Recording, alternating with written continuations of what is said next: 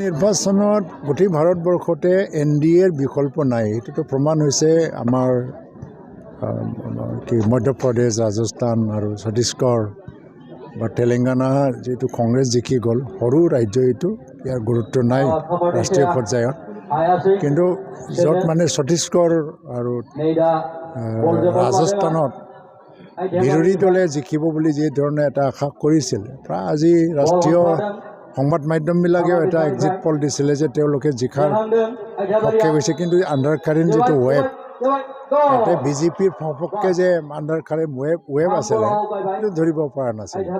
তাৰপিছত প্ৰমাণ হৈছে যে ভাৰতবৰ্ষত এতিয়া ৰাষ্ট্ৰীয় প্ৰেক্ষাপটত ৰাজনীতিত এতিয়া NDAৰ বিকল্প নাই, নৰেন্দ্ৰ মোদীৰ বিকল্প নাই। অসমতো ডক্টৰ হিমন্ত বিশ্ব শৰ্মাৰ বিকল্প নাই আৰু NDA মিত্ৰজোঁটৰ কোনো বিকল্প নাই। কোকৰাঝাৰ আৰু দৰং ওদালগুৰি দুটা BTRত পৰে। ইয়াতে আমি বিপুল বৰত জয়ী কৰি দিম মিত্ৰজোঁটৰ মানে কেণ্ডিডেটক, যোনে নহওক।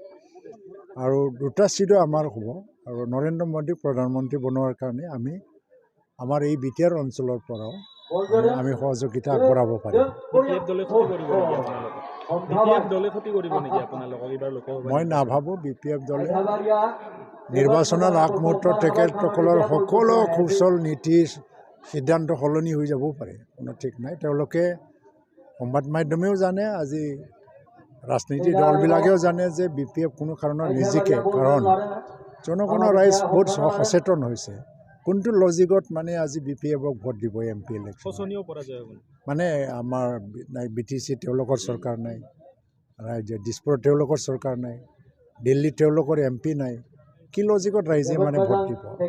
কাৰণ আমাৰ UPPL মিত্ৰজোঁট নেতৃত্বত UPPLৰ নেতৃত্বত যিটো চৰকাৰ চলি আছে, পৰিষদীয় চৰকাৰ, এইটো আকৌ মানে 2 বছৰ অধিক সময় আছে। তেনে ক্ষেত্ৰত ৰাইজে এনেও ভুল সিদ্ধান্ত নলয়, তেওঁলোকে শোচনীয় পৰাজয় হ'ব। আৰু কিন্তু তেওঁলোকে যদি নিজৰ ভৱিষ্যতটো চাই পেলাই যদি নিজৰ কৌশল বা ষ্ট্ৰেটেজিটো সলনি কৰি দিয়ে, মুখ্যমন্ত্ৰীয়ে আহ্বান জনাইছে নিজৰ ছাত্ৰক ত্যাগ কৰি পেলাই নৰেন্দ্ৰ মোদীক প্ৰধানমন্ত্ৰী বনাবৰ কাৰণে NDAক সমৰ্থন দিয়ক। এইটোৱে সঁহাৰি জনাই পেলাই আগবাঢ়ি আহিলে ভাল তেওঁলোকে।